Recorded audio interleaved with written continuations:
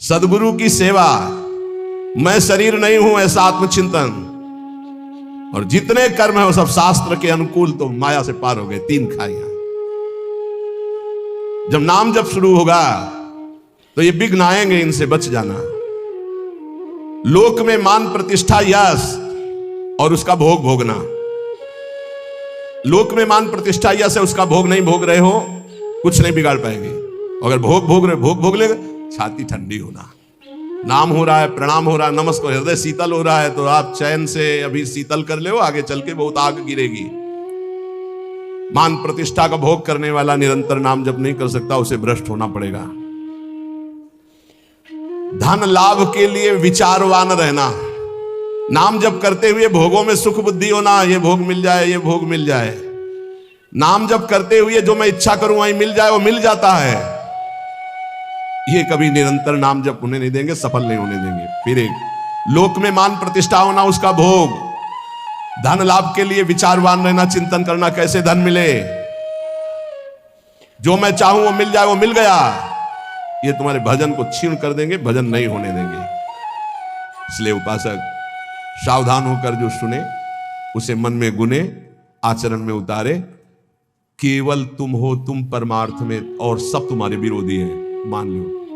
पूज्यपाद सिवड़िया बाबा, ऐ साधक तू अकेला है, पूरा विश्व तेरे खिलाफ है। कैसे महाराज, आप ही तो हमारे जीवन हो। अब गया मन, हुआ ना चिंतन, तो ले गया ना तुम्हारा चिंतन। ये कोई गाली दे के, कोई मान करके, कोई भगवान बना करके, कोई धूर्त कह के किसी भी तरह से तुम्हारे चित्त को खींचने ना पावे।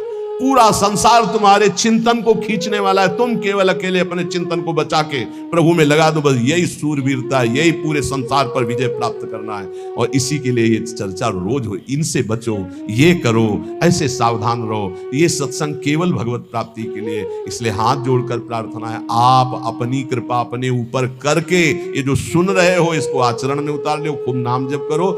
मान लो अभी कोई तुम्हारा नहीं, अभी आपकी नवीन अवस्था है, अभी वैराग्य पूर्वक रहो, खूब भजन करो। आगे चल करके तुम्हें जीवन में बहुत बढ़िया सुख मिलने वाला है। ऐसा आनंदमय सुख जो किसी के संग की जरूरत नहीं पड़ेगी। और आज तुम ऐसे कमजोर बन जाओगे तो कल बहुत रोने वाले हो, कोई तुम्हारे आंसू पूछने वाला नहीं। यहाँ जो आंसू पूछने के लिए आता है ना, वो ऐसा और एक दर्द पैदा करता है कि और चिल्ला के रो। कोई आंसू पूछने वाला नहीं।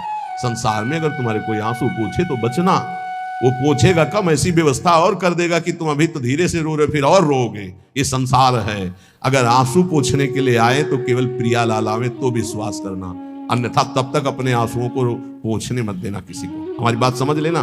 कोई बहुत प्यार दुलार दिला रहा है, बहुत बच्चों है, उसकी दृष्टि में कुछ तुम्हारे पास जिसके लिए वो तुम्हारे आंसू पूछ रहा है। तुम्हारे आंसू नहीं पूछ रहा है, वो अपनी कोई ना कोई वासना, कोई ना कोई इच्छा, कोई ना कुछ देख रहा है तुम में, इसीलिए। और जिस दिन तुम केवल प्रियालाल का इंतजार, जिसने बांधा है वही छोड़ेगा, जिसने रुलाया है वही आके पुचकारेगा।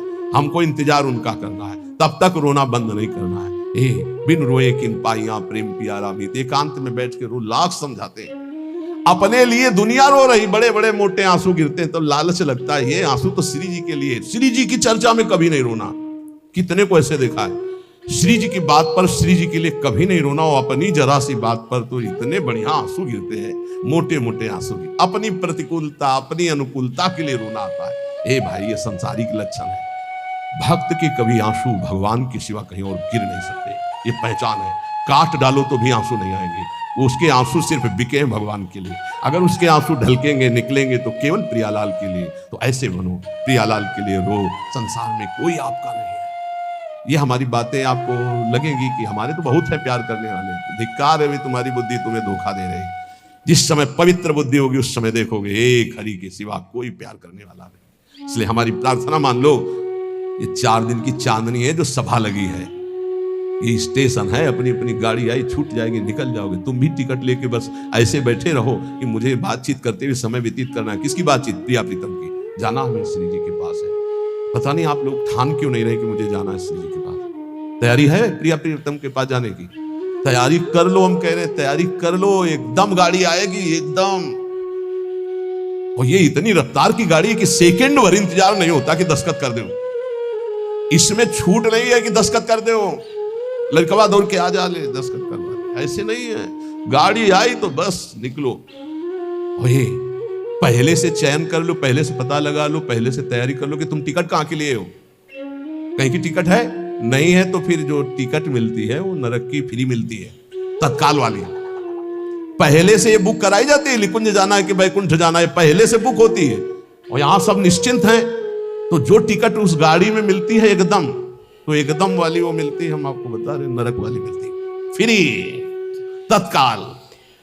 वो तो तुम गाड़ी में भी बैठ जाओगे तो मिल जाएगी, फ्री मिल जाएगी। अगर कहीं पावर लगा के मिलती तो वैकुंठ की, कैलाश की, साकेत की, गोलोक की, इनकी पावर, और अगर कृपा से मिलती तो वृंदावन धाम की मिलती। तो टिकट है आपके पास वृंदावन धाम की? ए भाई है? हाँ, अब बताओ आपकी टिकट में क्या लिखा है? हमारे माई। हाँ, अगर ये टिकट है तो हम पहले से तैयार हैं निकुंज के लिए। ये बात ध्यान रखना। ये वृंदावन में बैठ के कह रहे हैं, आपने भी हाथ उठा दिया है। हमारी सबकी गति कहां है? श्री जी के चरणों में। हमारे पास टिकट है। अब हम कल कहेंगे तुमसे, अगर सत्संग में ये दोष है तो नरक जाओगे।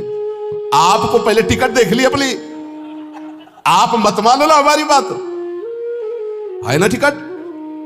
अब हम कल परसों सत्संग में कहेंगे, जैसे द्वंद्वातीतो विमत्सरः सिद्ध्यो सिद्धो समभूत्वा लाभालाभ हो जाए। अगर यह स्थिति नहीं है तो आप नरक जाओगे। तो आपको तुरंत अपनी टिकट देखनी है। हमारे माई श्यामा जी को व्यास भरोसे कुंवर के नहीं, महाराज किसी और के लिए बोल रहे हैं, हमारे लिए नहीं बोल रहे हैं। हम तो श्री जी के पास जाएंगे, पक्का विश्वास है। समस्त भगवत अखिल जितने रूप हैं, नाम है, महिमा है, उन सब का जो रस सार है वो रूप है राधा, और उस रूप का रसास्वादन श्री श्याम सुंदर। ऐसे राधा पादारविंद में लुब्धायमान जो भ्रमर लाल जो हैं, ऐसे युगल की मैं आराधना करता हूं और वृंदावन में इनकी मस्ती से डोलता रहता हूं। बस राधा पदरस पूर्ण बने भ्रमत भजा महा, हर समय राधा वल्लभ, राधा वल्लभ, राधा वल्लभ, राधा वल्लभ। वृंदावन में घूम रहे हैं। बोले आप तो वृंदावन वासी हो, हम तो बहुत दूर रहते। आप भी घूम सकते हो। मन वृंदावन का चिंतन करते हुए राधा राधा उच्चारण कर रहा है, तन संसार की सेवा में लगा है। चिंता मत करो, भगवत भाव वाले महापुरुषों को जो प्राप्ति होती है वही आपको भी प्राप्ति होगी। बड़े कृपालु है युगल सरकार। लेकिन विषम विष्क्रमीणाम बोधमात्रात्म भाजांस समय सभय सर्वैषैक भगवत आश्रितानाम ना निज रुचिकरम वर्तमोत्सृजंतम स्थिता स्मो वय ममल सुखोग सन्नि वृंदावनाशा।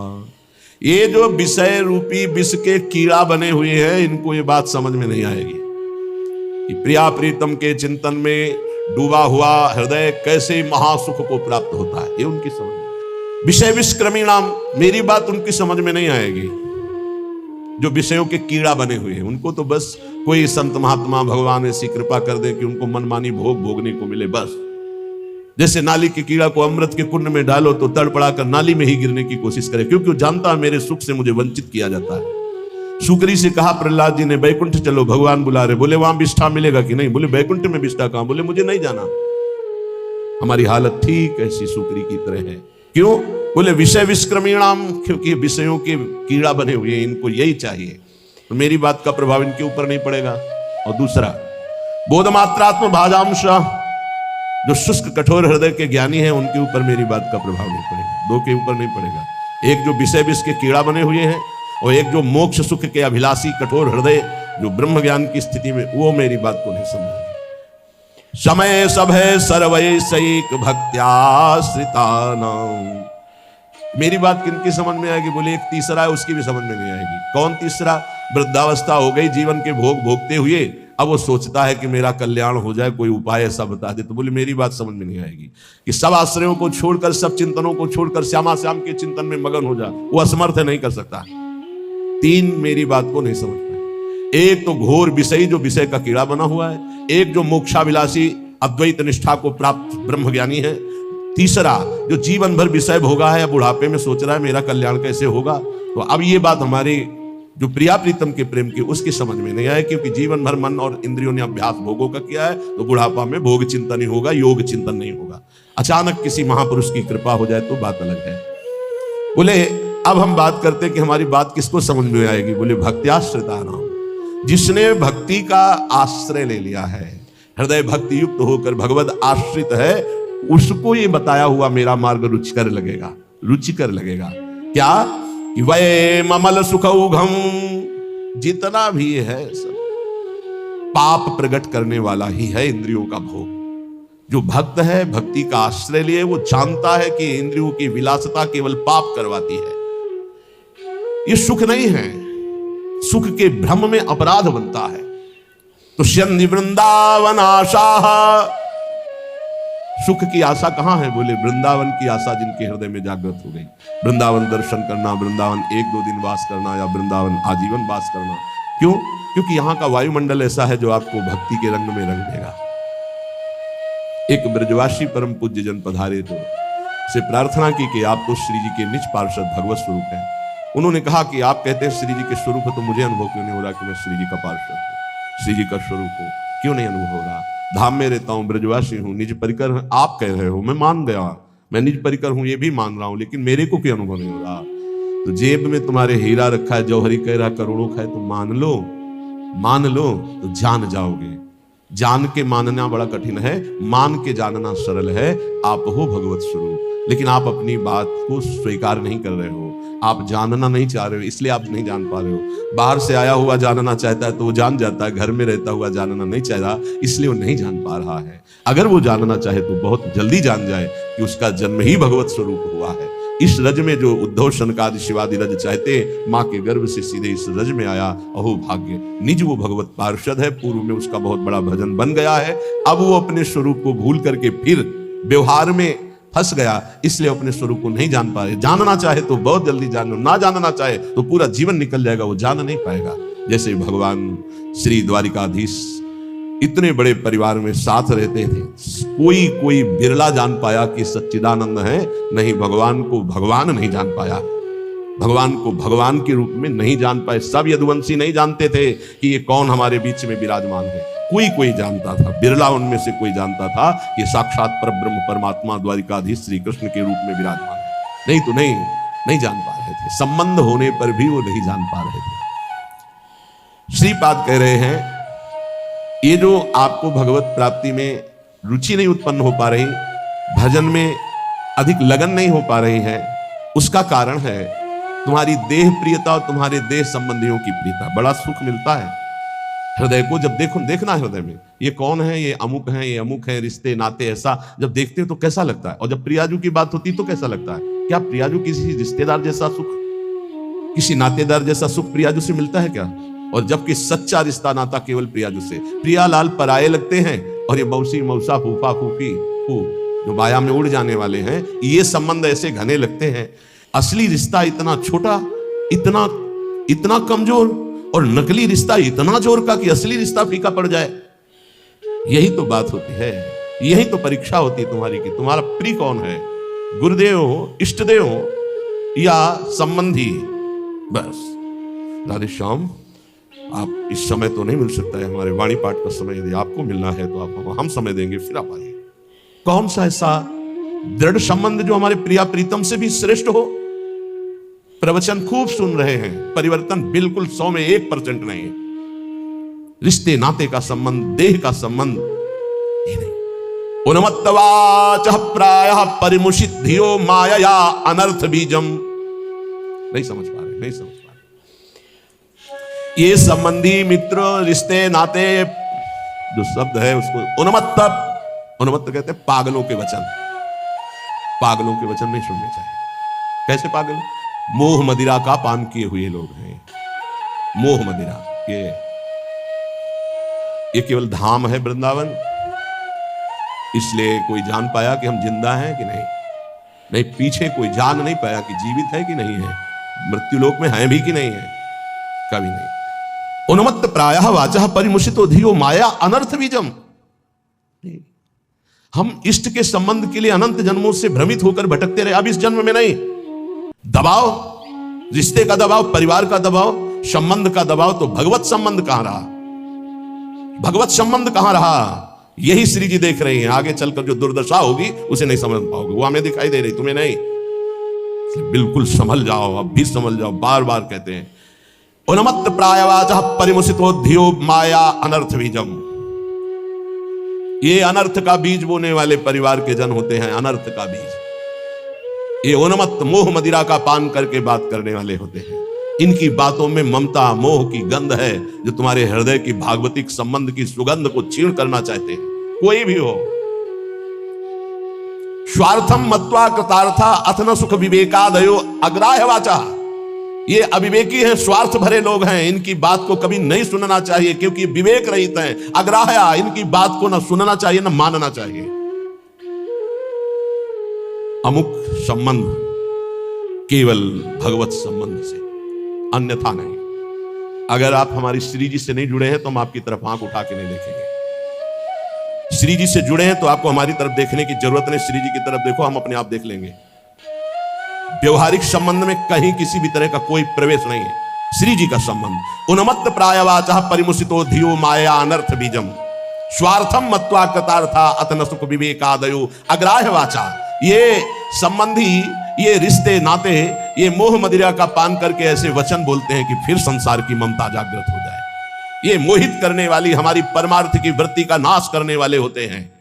ये अनर्थों के दुख का बीज बो देते हैं।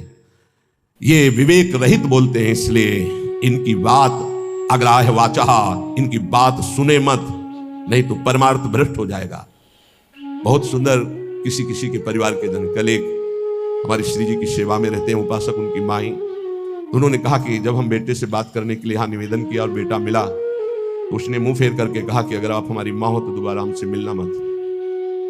बोले मुझे अच्छा लगा, आंसू भरे थे आंखों में, मुझे अच्छा लगा कि मेरी कोख पावन हो गई। और आज से मैंने भी निर्णय लिया है, मैं कभी सामने नहीं जाऊंगी और आशीर्वाद दूंगी कि वो नित्य निरंतर श्री जी की सेवा में आपकी आज्ञा में रहे। उनका धन्य है तू माँ, धन्य है।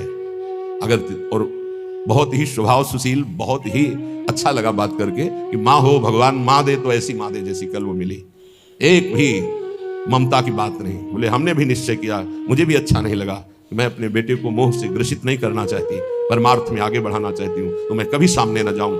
मैंने भी निर्णय लिया। तुमका धन्य है तुम्हारा। जो सेवक जी ने कहा नाम प्रसंग कहे तो उपदेश, वो धन्य देश है, वो धन्य कुल है, धन्य सुतात धन्य सो माय। तो है मैया तू उसी माय में आ गई जिसको सेवक जी धन्य कहते हैं। अरे धन्य है उसका गर्भ, जिसके गर्भ से भगवान का महाभागवत पैदा हुआ। और तो सब न जाने कैसे कैसे संतानें उत्पन्न होती हैं और वो भगवान से विमुख नाना प्रकार के आचरण करके अपने आप को दुर्गति और माता पिता देख देख कर जलते रहते हैं। ये बात बहुत ध्यान से समझ लो जो ये श्लोक कह रहे हैं। ऊपर वाले श्लोक में बताया अपनी निष्ठा की युगल सरकार हमारे इतने सुंदर है कि करोड़ करोड़ कामरति मूर्छित हो जाए, लक्ष्मी नारायण भी शोभा देख करके ललचाने लगे। ऐसे हमारे उपास्य देव श्यामा श्याम है। हमारे श्यामा श्याम में रति किनकी नहीं हो सकती? जो विषय विष के कीड़ा बने हुए हैं, या जो ब्रह्मबोध के द्वारा मोक्ष प्राप्त करना चाहते हैं, या जो जीवन भर भोग भोगा बुढ़ापे में सोचते हैं हम प्रेमी हो जाएं। चिंतन वही है 60 70 80 वर्ष का भोगों का। अब चिंतन बदलना बहुत कठिन, कोई महापुरुष चमत्कार कर दे तो बात अलग। ये हमारी बात उनकी समझ में आएगी जो शरणागत है श्री जी के और प्रारंभ से अभ्यास कर रहे हैं अपने मन को प्रियालाल में लगाने का, रसिकों की कृपा का। तो चंदी वृंदावन आशा, उनके अंदर वृंदावन में विराजमान प्रिया प्रीतम से मिलने की आशा जागृत हो जाएगी। कह रहे हैं अब इसमें बचाव पक्ष क्या करना है? उन्मत्त प्रायवाचा परिमुसितो धियो माया अनर्थ बीजम। बुद्धि में ऐसा बैठा लो कि ये जितने प्यार करने वाले संसार के संबंधी हैं ये अनर्थ कर देंगे। अनर्थ क्या? हम जिस मन इंद्रियों को चुराकर संसार से प्रिया प्रीतम में लगाना चाहते हैं ये पुनः वहीं लगा देंगे संसार में, पक्का। इनका प्रभाव ऐसा होता है।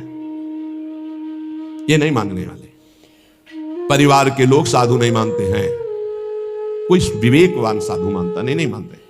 परिवार के लोग नहीं मानते, साधु थोड़ी मानेंगे। वो तो अपना रिश्ता नाता संबंध देखकर बात करते हैं, वो सांसारिक संबंधों की मान्यता रखते हैं। इसलिए कबीर वहां ना जाइए जहां जन्मभूमि का ठाव, भगति भाव पूछे नहीं ले पुराने नाव। वो थोड़ी कहेंगे महात्मा जी, नहीं तो वही कहेंगे आओ पंडित, नाम लेके बात करेंगे ऐसा अमुक ना। कबीर वहां ना जाइए जहां जन्मभूमि का ठाव, भगति भाव पूछे नहीं ले पुराने नाव। वही संसार की बात। अनर्थ बीजम बड़ा आकर्षण है, परिवार वालों का बड़ा आकर्षण है। आप देखो अंदर से देखो, 20 वर्ष नहीं, देखो फिर देखो भैया है हमारे, ये अपन अमुक है हमारे अमुक, और श्री जी को 20-25 वर्ष से नाम जप रहे हो शरणागत हो, ये कभी नहीं आया कि आराध्य देव मेरे, जीवन धन मेरे। ऐसे धिक्कार है इस मन बुद्धि को कि जो अनंत जन्मों से हमारे हैं वो हमारे पराये नजर आते हैं, जो बिल्कुल हमारे नहीं, जिनको हम जानते नहीं है, अब भी नहीं जानते कि भाई के रूप में कौन अंदर विराजमान है, बहन के रूप में कौन अंदर विराजमान, हम नहीं जानते, केवल ढांचे को मानते हैं, ये ढांचा मेरा भाई है बहन है, और ढांचे के अंदर बैठा परमात्मा, उससे कोई परिचय नहीं है। इसलिए स्वार्थ मत्वा कृतार्था आत्म सुख विवेकादयो अग्राह्य वाचा। अय विवेकी साधक, ये परिवार के जन विवेक युक्त नहीं बोलते, इनके मोह मदिरा से उन्मत्त प्रायः भरे वचन होते हैं, इनके वचनों को नहीं सुनना चाहिए। अग्राह्य वाचा, इनकी वाणी को ग्राह्य नहीं है, अग्राह्य है। स्वीया सर्वे जिघान संत्य बहुमृषा स्नेह पास निबद्ध, ये झूठी झूठी बातें बोल करके केवल स्नेह पास में बंधा लेते हैं, और ऐसे बांध लेते हैं कि छूटना मुश्किल हो जाता है। महापुरुषों का आश्रय लेने से एक बात ध्यान रखना, एक अद्भुत उमगन जागृत होती, उस उमगन को तपस्या के द्वारा संभाला जाता है, नहीं गिरा देगी। अब ये कोई कैसे समझ पाएगा कि महापुरुषों की कृपा से जो आनंद की उमगन होती है, अगर उसको तप के द्वारा ना रोका गया तो गिरा देगी, पक्का गिरा देगी। ये बड़ी सूक्ष्म बात है, सबको समझ में नहीं आएगी कि महापुरुषों के संग की कृपा उसको गिरा कैसे देगी। भगवदानंद की जब अनुभूति हो तो उदासीनता बाहर इतनी हो जानी चाहिए कि तुम्हें देखना कोई पसंद न करे। ध्यान रखना, ये अनुभव की बात कह रहा हूं। जब आनंद की उमगन हो भगवदानंद, तो एकदम उदासीन हो जाना, मन बहिर्मुख बिल्कुल न होने पावे, किसी से अपनापन न होने पाए, तो वो भूमिका बदल देगा। महापुरुषों के संग से बिना साधन के भी आनंद की उमगन होती है। उस आनंद की उमगन को बिल्कुल वैराग्य और तप के द्वारा सहा जाता है, तब वो जाके महानता को प्राप्त हो, वो समझ नहीं पाए। तो यहां ये कह रहे हैं उन्मत्त प्राय वाचा परिमुसितो धियो माया अनर्थ बीजम। ये जो कह रहे हैं इसको बात समझ लो, यही तुम्हारे जीवन का पतन कर देगी, चाहे गृहस्थी में चाहे विरक्ति में हो। इस बात को अच्छे से समझना। उन्मत्त प्राय वाचा परिमुसितो धिया माया अनर्थ बीजम। एक बार जब परिवार के जन सामने हो और तुम उनमें भगवत भाव प्रणाम करके अपनी भाषा बोलना वैराग्य की, फिर देखना तुमसे कौन प्यार करता है। तुम उनकी भाषा में मत आ जाना, अपनी भाषा में बोलना जो साधु की भाषा होती है, फिर तुम्हें असलियत में समझ में आएगा कि कौन प्यार करता है, कोई नहीं। जब तुम उनकी भाषा बोलते हो तब बात अपनी भाषा में सदैव हो, भक्त अपनी भाषा में। ये जीवन अब ऐसा दांव नहीं हमें चूकना कि इस जन्म में मुझे भगवत प्राप्ति न हो। ये बहुत अंदर की बात समझ लेना। उन्मत्त प्राय वाचा परिमुसितो धियो माया अनर्थ बीजम, बिल्कुल 100%। अगर पारिवारिक मोह के जाल में फंस गया, चाहे गृहस्थ हो चाहे विरक्त हो, निकल नहीं सकता, इतना बड़ा जाल है। स्वार्थम मत्वा कृतार्था अतन सुख विवेकादयो अग्राह्य वाचा। कैसे तुम्हें बताए, बाहर थप्पड़ लगता है तो उसके लिए औषधियां होती, लेकिन जब हृदय की मार होती तब कोई औषधि नहीं होती। इसलिए आपसे प्रार्थना कह रहे, अब भी समझ जाओ, अब भी समझ जाओ। तुम्हारा वैराग्य स्वरूप है तो तुम लोग अपने वैराग्य की इज्जत की रक्षा करो। समझ में आना चाहिए कि वैराग्य का स्वरूप क्या होता है। परिवार वालों को, संसार को भी समझ में आना चाहिए। आपका अपने ठाकुर सेवा, अपनी भगवत सेवा, अपने दिनचर्या इतना महत्व हो कि सामने वाला 1 घंटे दरवाजे पे खड़ा रहे और सोचे कि क्या इनकी भागवतिक रति है। ऐसे संकेत में श्री जी आपको समझा रही हैं। स्वार्थम मत्वा कृतार्था अथन सुख विवेकादयो अग्राह्य वाचा। ये विवेक रहित बोलने वाले संसार के अग्राह्य वाचा, ये नाशवान शरीरों का संबंध तुम्हें अविनाशी बना देगा, तुम्हारा साथ देगा। ये मरण धर्मा शरीर है। अविनाशी परमात्मा की शरण छोड़कर इनके इंद्रियों की गुलामी के लिए किसी व्यक्ति वस्तु का आश्रय धिक्कार है जी। हम कामी है, क्रोधी है, लोभी है, लेकिन श्री जी लालजू को छोड़ दें, ऐसा तो हो ही नहीं सकता। इतना तो रख लो, इतना तो रख लो। हमारी बात तो समझो। हम नीचता नहीं छोड़ सकते तो श्री जी को कैसे छोड़ सकते? हम नीच है मानते हैं, हम पतित है मानते हैं, लेकिन हम आपको नहीं छोड़ सकते। हमारा स्वभाव नहीं छोड़ सकना। हम नीचता नहीं छोड़ सके, काम नहीं छोड़ सके, तो नाथ आपको कैसे छोड़ सकते हैं? अब आपके गले पड़ गए। अगर हम कामी है तो आपके हैं, पतित है तो आपके, आपको नहीं छोड़ सकते। इतना तो पकड़ लो यार, इतना तो पकड़ लो। हम संसार को पकड़े हुए हैं, माना नहीं छोड़ पा रहे, लेकिन हे संसार के स्वामी, हम आपको भी नहीं छोड़ पाएंगे।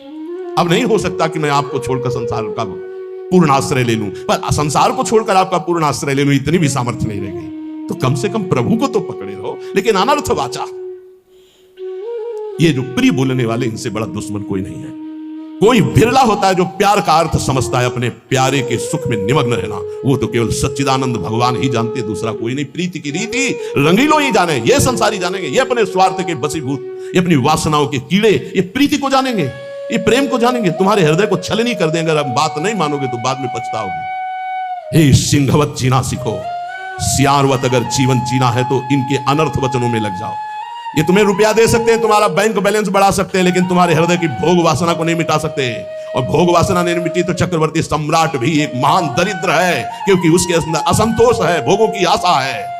और फिकर भारी फक नहीं करे ताको नाम फकीर, कोई चिंता नहीं, कोई परवाह नहीं, इससे बड़ी कोई स्थिति नहीं होती। वही तुम्हें गुरुदेव देना चाहते हैं। इसलिए स्वीया सर्वे जिघांस्यत्यः बहुमृषा स्नेह पाशैर् निबद्ध।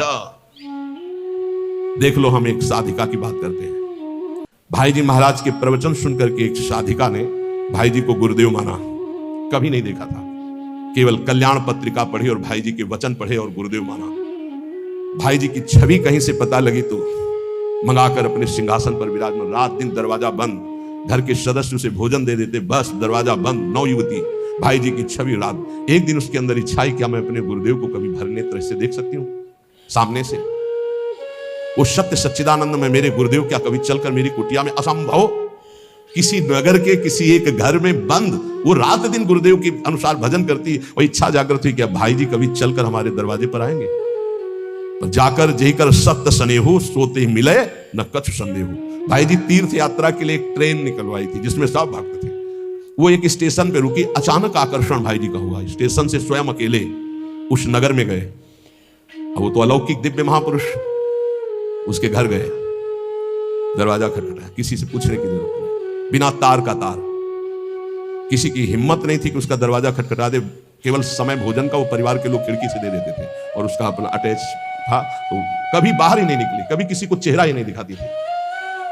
उसको लगा ऐसा कौन जो दरवाजा खटखटाता? तो एक स्नेह का आकर्षण, ऐसा लगा कि या तो श्री कृष्ण है या तो भाई जी है। कि तुम रामदीन अनुरागी, कि तुम हरिदासन मां कोई, मुरे हृदय प्रीति हुई। जैसे विभीषण जी को लगा या तो कोई बहुत बड़े हरिदास हैं जो सामने, या स्वयं हरि हैं जो विप्र रूप में है, या तो कोई बहुत बड़े भगवान के भक्त हैं, या तो स्वयं भगवान है कि मेरे हृदय। ऐसे उस देवी का हृदय बोला या तो श्री कृष्ण साक्षात आए हैं या तो भाई जी आए। बिना हिचक के दरवाजा खोला तो जिनकी छवि थी वही सामने। अब सोचो, जो वर्षों से साधना करके केवल एक बात चाह रही, एक बार मेरे गुरुदेव चल करके मेरे को, क्योंकि मैं तो नहीं पहुंच सकती, मेरी सामर्थ्य नहीं, एक बार वो आज ये देखा, चश्मा लगा, धोती कुर्ता वैसे। अब वहां नेत्रों से बात होती, बोलने की हिम्मत नहीं रही। अंदर गए, दरवाजा बंद, रो पड़ी चल। भाई जी ने कहा कि श्री कृष्ण की अपार कृपा पर है। कहा बस अब मुझे और कोई श्री कृष्ण नहीं चाहिए। मेरी आखिरी इच्छा थी कि गुरुदेव एक बार मुझे साक्षात दर्शन। थोड़ी देर में कृष्ण ने कहा मेरी एक प्रार्थना, अब आप दोबारा कभी यहाँ। भाई जी ने कहा ऐसा क्यों कहा?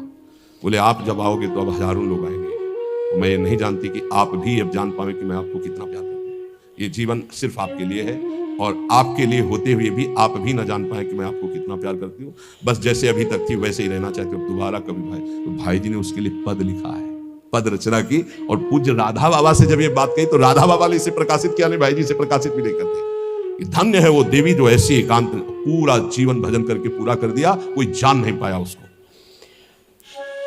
जो अपने आराध्य देव के लिए इतनी गुप्त आराधना की जा सकती है, फिर हमें संसार और संसार के संबंधों से क्या? इसलिए ये जीवन हमें केवल भगवत प्राप्ति के लिए। स्वीया सर्वे जिघांस्यन्त्यः बहुमृषा स्नेह पाशैर् निबद्ध। ये स्वजनगण अत्यंत झूठे स्नेह पाश में बांध करके तुम्हें मार देंगे। जिघांस्या, तुम्हें मार देंगे। मान लो कैसे मारा जाता है, ये तुम नहीं जान पाते हो। माया बहुत विचित्र है, बहुत विचित्र है, ये देखा है। इसलिए प्रार्थना है, बहुत सावधान, बहुत सावधान। परिवार के लोग अच्छा समझते हैं, जब आप भोगों को स्वीकार करेंगे, भोगों में उतरेंगे, रिश्ते नातेदारों में उतरेंगे, उनको बहुत अच्छा लगेगा। क्योंकि माता आपसे प्यार करती है पर दो चीजें देखती है, आपका पेट भरा है, आपको अच्छी नींद आती है, आपकी भोग सामग्री पर्याप्त है, बस इतनी उसकी ममता की वृत्ति, इसके आगे वृत्ति नहीं। और गुरु एक बात देखता है, तुम्हारा देह राग कम हो रहा है, तुम्हारा देहाभिमान नष्ट हो रहा है, तुम्हारा भोगों से राग कम हो रहा है, तुम तपस्या में आगे बढ़ रहे हो, तुम जितेंद्रीय हो रहे हो, तुम्हें भोग कोई प्रिय नहीं लग रहा, धन्यवाद, चलो आगे। गुरु स्वरूप में स्थित करता है, माता पिता देहाभिमान में पुष्ट करते हैं। इसलिए बहुत होश में स्वीया सर्वे जिघांस्यन्त्यः बहुमृषा स्नेह पाशैर् निबद्ध। श्री वृंदारण्यायः महामहित समाजात कदा निश्चितस्त्वाम। हे भाई, वृंदावन में केवल रसिक समाज को अपना समझो, उनको पाकर आश्रित हो जाओ। और सब अनिष्टकारी समाज है, अनिष्टकारी। कोई तुम्हारा इष्ट प्राप्ति में सहयोगी नहीं है, सब इष्ट में बाधक हैं, इष्ट में बाधा पहुंचाने वाले हैं, और कोई नहीं। एक बात अच्छे से समझ लो, अगर हमारी कहीं दुर्गति होती है तो देह और देह संबंधी भोग और देह संबंधी रिश्ते नाते यही दुर्गति का कारण बनते हैं। इसलिए हे उपासक, अपने ऊपर कृपा करो, अपनी दिनचर्या अपने इष्ट के बराबर किसी को मत मानो। इष्ट और इष्ट की दिनचर्या तुम्हारी इतनी प्रवीण, इतनी सुदृढ़ होनी चाहिए कि हम समय देंगे तुम्हें मिलने के लिए। हमारी रुचि होगी तो तुम्हारे समय में हम अपने समय को बर्बाद नहीं करेंगे, लेकिन समय बर्बाद पहले ही कर रहे हैं। उनके समय का महत्व क्या रहा है? साधक चाहे गृहस्थ हो या विरक्त हो, उसकी दिनचर्या भगवान है और उस पर ध्यान दिया जाए, उस पर दृष्टि दी जाए। चाहे जितनी जैसी शरीर की परिस्थिति हो, यदि दिनचर्या को भगवान माना है तो वो भगवान अदीप सामर्थ्य देते हैं, वो दिनचर्या होती है। ये बात हमारी प्रार्थना, मान लो ये दिनचर्या तुम्हारी भगवान है, इसे मानो, इसे स्वीकार करो। पर नहीं, केवल मन की मनोरंजन वृत्ति पर प्रधानता रखने वाला कैसे उपासना में आगे बढ़ सकता है? इसलिए जो आप सुनते हैं उसका मनन करें। महापुरुषों के वचन अमृत हैं। बाबा, हमें बहुत क्लेश, अंदर जलन होती रहती है, ये कब मिटेगा? घर गृहस्थी के भी कार्य कर रहे हो तो, या साधना कर रहे हो तो, ये अंदर एक जलन होती रहती है, ये कब मिटेगा? बहुत बड़े सिद्ध महापुरुष काशी के श्री हरिहर बाबा जी महाराज, ये कैसे मिटेगा? क्लेश बना रहता है, एक अशांति बनी रहती है। सब देखो, कल एक 85 वर्ष के संत भगवान आए, उन्होंने अपना परिचय बताया बहुत ऊंची जगह से सब, और कहा आपके प्रवचन सुन करके आया हूं। ऋषिकेश से आए, कहा कि मैं प्रवचन सुन करके आया हूं, मेरी आखिरी जगह रह गई है, अगर आपने ना कर दिया तो मेरी जिंदगी अब खत्म होने जा रही है। बिल्कुल आखिरी परिणाम है, आप बहुत कृपा करके निर्णय देना, क्योंकि बस आखिरी है, आखिरी भरोसा लेके आया हूं। आंखों में आंसू, निपुंड लगा हुआ, वेश भगवा धारण की हुई, अवस्था 80 या 85 की।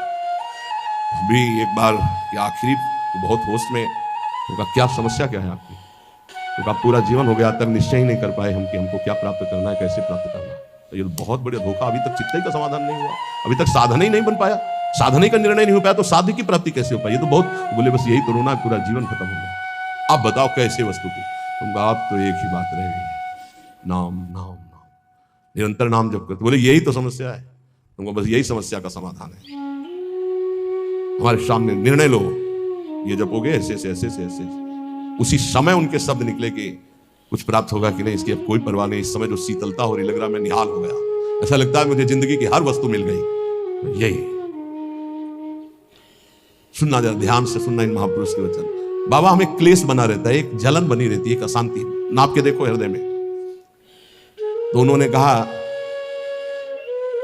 कि राम भजन बिनु सुनहु खगेसा, मिटहि न जीवन केर कलेशा। जैसे पहला ग्रास पाते हैं तो भूख उतनी एक ग्रास की जैसी मिटती है, पर अनुभव में नहीं आती। फिर हम ग्रास पे ग्रास पाते चले जाते हैं, और जब अंतिम ग्रास की स्थिति होती है तब जाके तृप्ति का अनुभव होता है। ऐसे ही उपासक, जब पहला भजन शुरू हुआ तो जलन बढ़ती है। ध्यान देना, अगर उसी समय एक कवल पवा करके रोक दिया जाए तो उसको कोई तृप्ति नहीं होगी, और परेशानी ऊपर से चित्त में हो जाएगी कि नहीं पा रहा था तो अच्छा था, अब पा रहा था तो भर पेट पाना। ऐसे ही अभी तक भजन नहीं करके विषयों में डूबे थे तो भूले हुए थे, लेकिन अब भजन शुरू किया तो अब जलन शुरू होगी। इतना नाम जप करो कि पेट भर जाए, तब जाके स्वाद आएगा। जिस दिन से भजन शुरू किया उस दिन से भाव रोग नष्ट होना प्रारंभ हो गया। व्यर्थ नहीं जाएगा, पर उस नाम का, अंतिम नाम का, जिस समय भगवत साक्षात्कार होगा उसका इंतजार करते हुए नाम जपते रहो, हर कवल खाते रहो, पेट भर रहा है। जब यहां आओगे तब पता खीर कैसी है, पुआ कैसा है, पकौड़ी कैसी है, कचौड़ी उसका स्वाद तब आएगा जब आपका पेट भरने लगेगा। जन्म जन्म के भूखे हो, इसलिए नाम में स्वाद नहीं आ रहा, बिना स्वाद के पाते रहो, यही तुम्हारी अशांति को नष्ट कर देगा। राम भजन बिनु सुनो खगेसा, मिटहि न जीवन केर कलेश। एक एक श्वास में जो तुम नाम जप कर रहे हो, मानो एक एक ग्रास भोजन कर रहे हो, वो तुष्टि पुष्टि क्षुधा निवृत्ति होती चली जाएगी, पर पता चलेगा तब जब आप पेट भर जाएगा। ऐसे ही जब भजन एकत्रित हो जाएगा तो संसार से वैराग्य स्वरूप का बोध और भगवान से प्रेम तीनों हो जाएंगे, तभी पूरी जलन मिटेगी, जब भगवत साक्षात्कार होगा। महाराज जी, तो अब हमको एक साधन बता दो जिससे हमें पूरी की पूरी सब बातें भूल कर केवल एक में लग जाए, हमारा काम बन जाए। वो कह रहे सुबह से लेकर नींद तक और नींद से लेकर सुबह तक, चेतना से लेकर मृत्यु तक तुम्हारा नाम न छूटे। जितना तुम कार्य करते हो, सब कार्य करते हुए यदि केवल नाम पकड़ लिया तो ये नाम तुम्हें महाभागवत और सिद्ध पुरुष बना देगा। नाम कैसे पकड़ा जाता है? जैसे प्यासे आदमी को खूब अच्छे अच्छे पकवान सामने रख दो, उसे अच्छा नहीं लगेगा, केवल पानी चाहिए, पानी। जैसे भूखे आदमी के पास हीरा जवाहरात दुनिया के सब रख दो, नहीं, भोजन चाहिए, भोजन। ऐसे तुम्हारा नाम में प्रेम हो, उठते बैठते चलते फिरते खाते पीते सब समय नाम नाम नाम, तब तुम्हारे अंदर दिव्यता जागृत हो जाएगी। बाबा, नाम से प्रेम नहीं होता, नाम जपने में मन नहीं लगता। तो तुम जब अपने मन की बुराइयों को पकड़ पाओगे और उनको दूर करोगे, तब तुम्हारी नाम में प्रीति होगी। इसीलिए तो कहते हैं कि खूब सत्संग सुनो। जब तक सत्संग नहीं सुनोगे तो तुम्हें पता ही नहीं चलेगा कि तुम्हारी गलतियां क्या क्या हैं, बुराइयां क्या क्या हैं। सत्संग सुनोगे तो सत्संग से दो बात होती है, अपनी बुराइयों का पता चलता है और उनके त्यागने की बलवृत्ति मिलती है सत्संग से। भक्ति स्वतंत्र सकल गुण खानी, बिनु सत्संग ना पावई प्राणी। भक्ति, निरंतर भजन, इस समस्त गुणों को प्रकाशित कर देता है, पर बिना सत्संग के शुद्ध भक्ति का जागरण नहीं होता। इसलिए सत्संग से हमारे अंदर जो बुराइयां हैं वो समझ में आती है।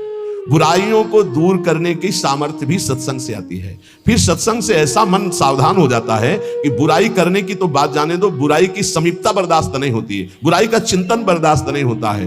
हृदय दर्पण की तरह साफ हो जाता है, जरा सी भी बुराई बहुत बड़ा पहाड़ जैसा दिखने लगती है।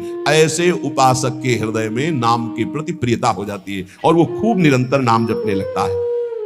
महाराज जी, लोग कहते हैं कि भगवान के दर्शन से क्या मिल जाएगा, क्या लाभ हो जाएगा?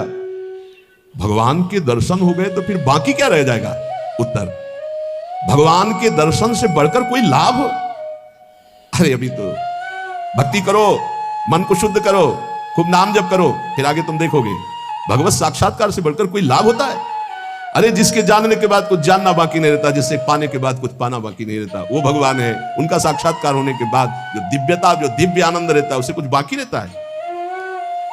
तो हमें क्या करना चाहिए? फिर हम कह तो रहे तुम्हें निरंतर नाम जप करना चाहिए, निरंतर नाम जप करना चाहिए। तो माला से जपें या अंगुलियों से जपें? भाई, नए साधक को गिनती से नाम जप करने में ज्यादा रुचि होती है, इसलिए गिनती पर दृष्टि नए साधक को संख्या पर रखनी चाहिए। ये बहुत अच्छी बात कह रहे हैं। नए साधक को संख्या पर दृष्टि रखनी चाहिए। आज 11 माला किया, फिर और बढ़ाया, फिर और बढ़ाया, फिर और आगे चल करके फिर ऐसा मन हो जाता है कि फिर वो निरंतर जब पकड़ता है तो माला भी अच्छा नहीं लगता। कौन गिनती करे, कौन सुमेरु आई तो पलटे, उधर ध्यान दे या अंदर ध्यान दे, फिर वो स्थिति आती है। बाबा, नाम जपने में जैसे मन भागता है तो क्या करना चाहिए? तो नाम को बार बार लिखे या नामी की मूर्ति सामने बना रख ले, छवि सामने रख ले, उस छवि को बार बार देखता रहे। मनो राधा वल्लभ लाल जी की छवि रख ली, बार बार देख रहे हैं, नाम जप कर रहे हैं, फिर अंदर राधा वल्लभ की छवि देख रहे हैं, फिर नाम जप कर रहे हैं, फिर बाहर देख रहे हैं। मन भागे तो छवि में लगाओ, नाम में लगाओ। बाबा, अच्छा बताइए, नाम में प्रीति कैसे हो? शरीर पवित्र रखो, वस्त्र पवित्र रखो, भोजन पवित्र रखो, संग पवित्र रखो, तो विचार पवित्र होंगे। विचार पवित्र होगा तो फिर यह समझ में आ जाएगा कि नाम के बराबर कोई साधना नहीं है, नाम जपने के बराबर कोई साधना नहीं। जो नाम जप करता है उसके लौकिक और पारलौकिक सारी कामनाएं पूर्ण हो जाती है और उसको मोक्ष पदवी मिल जाती है। यदि मोक्ष नहीं चाहता तो उसे प्रेम प्राप्त हो जाता है। देखो, जैसे सूर्य नारायण उदय होते ही अंधकार नष्ट हो जाता है, ऐसे नाम का प्रकाश होते ही अज्ञान अंधकार नष्ट हो जाता है। पर ये उन्हीं का होता है जिनकी पवित्र दिनचर्या होती है। शरीर पवित्र रखो, वस्त्र पवित्र रखो, भोजन पवित्र रखो, विचार, आपके विचार अगर गंदे हैं तो फिर नाम कैसे चलेगा अंदर? विचार पवित्र रखो। देखो, हम तो कहते हैं जब प्रातः काल उठो तो खूब नाम जप करो, जब सूर्य उदय हो रहे हो तो खड़े होकर उनका आदर करो, अर्घ दो, दंडवत प्रणाम करो। अरे सूर्य भगवान है, सूर्य नारायण है। ये लोग जो सूर्य उदय हो रहे हैं और सो रहे हैं, उनकी श्री कीर्ति आयु सब धीरे धीरे नष्ट हो रही, वो जान नहीं पा रहे। महाराज जी, कोई कहता है कि ज्ञान श्रेष्ठ है, कोई कहता भक्ति। अरे बाबा, तुम इन बातों में मत फंसो कि ज्ञान श्रेष्ठ है कि भक्ति श्रेष्ठ है।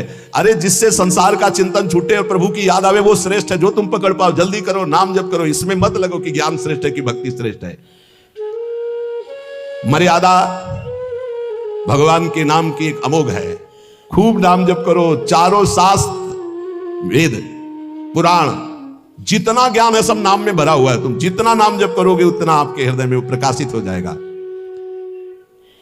तुम्हारे मन को जैसे विषय खींच रहे हैं ऐसे तुम्हारे मन को नाम खींचेगा। बहुत ध्यान दीजिए, जैसे विषय तुम्हारे मन को खींच रहे हैं, ये भोगूं ये भोगूं ये भोगूं, एक दिन नाम ऐसे खींचेगा तुम्हारे मन को, श्री जी से जोड़ देगा। पक्का ऐसा ही है।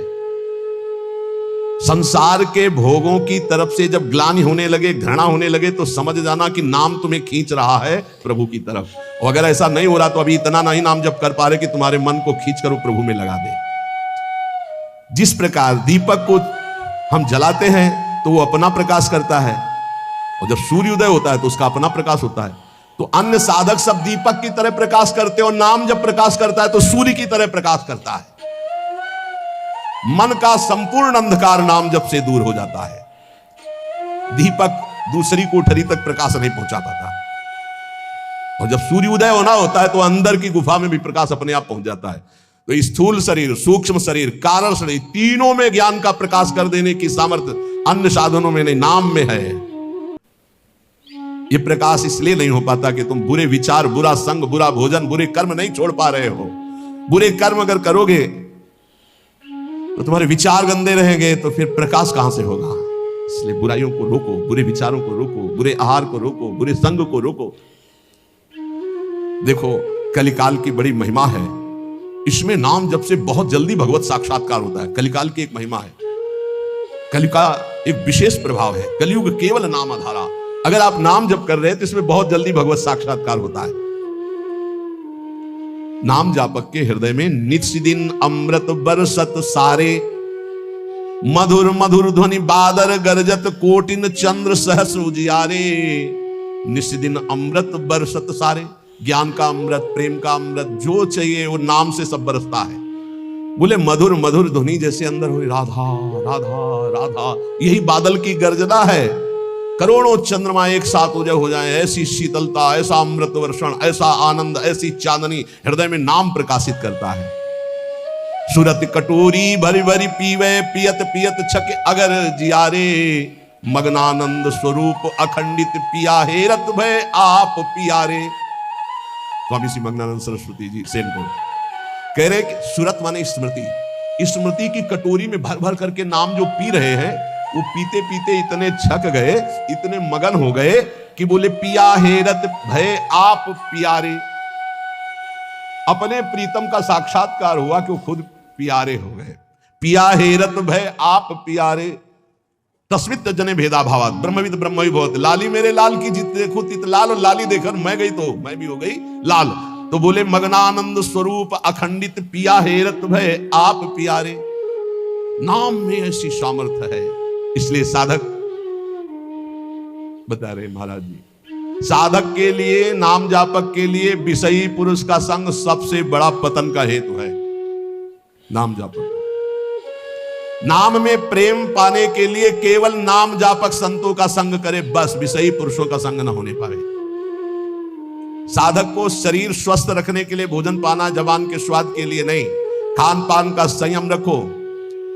भजन अपना कभी प्रकाशित ना होने पावे कि मैं इतना जप करता हूं, गुप्त रखो भजन को।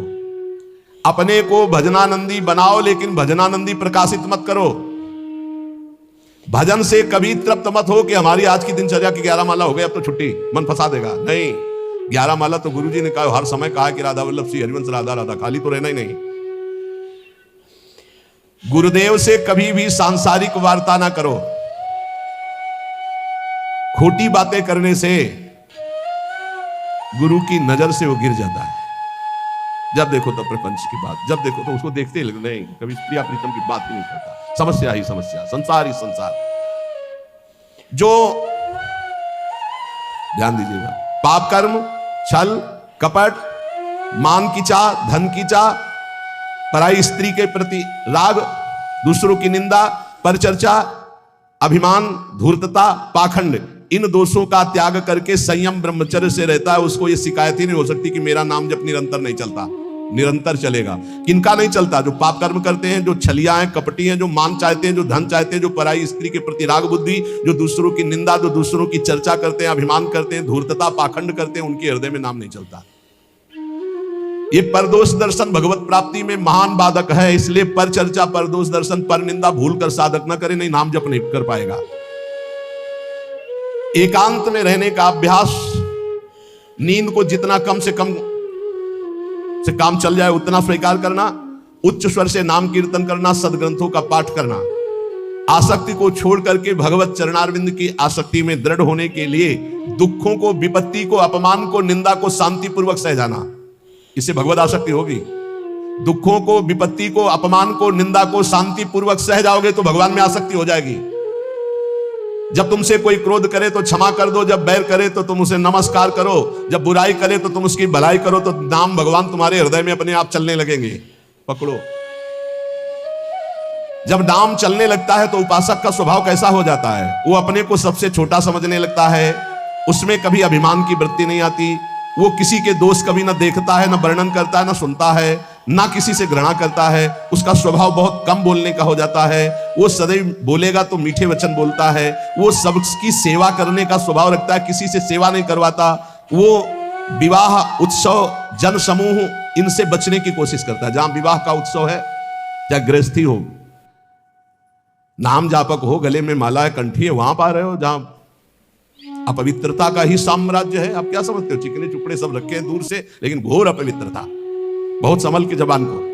कोई भारी उत्सव है सांसारिक जन समूह वाला नहीं, पूर्ण भगवत पवित्र जीवन, जो नाम को इन दो से बढ़कर समझता है उसका नाम कभी नहीं छूटता। काम भोग से और धन से, दो से बढ़ करके जो नाम को आदर देता है उसका नाम कभी नहीं छूटता। नाम कहां छूटता है? काम वासना और धन वासना में जिसकी वृत्ति है वो नाम निरंतर नहीं चला सकता। नाम जपने के बीच में खाई है, निरंतर उधर नाम जप होने लगेगा। दो खाइयां पार कर लो, काम भोग की और धन के चाह की, तो उधर नाम जप निरंतर होने लगेगा। नाम अविनाशी है, जीव अविनाशी है, पर बीच में धाराएं हैं विनाशी। कंचन कामिनी कीर्ति, इनको पार कर लो, निरंतर नाम जप करो। इनके पार करने के लिए तीन बातें चाहिए। कंचन कामनी कीर्ति को पार करने के लिए सदगुरु की सेवा, मैं शरीर नहीं हूं ऐसा चिंतन, और हर कर्म शास्त्र सम्मत, तो कंचन कामनी कीर्ति, तीनों से पार हो जाओगे।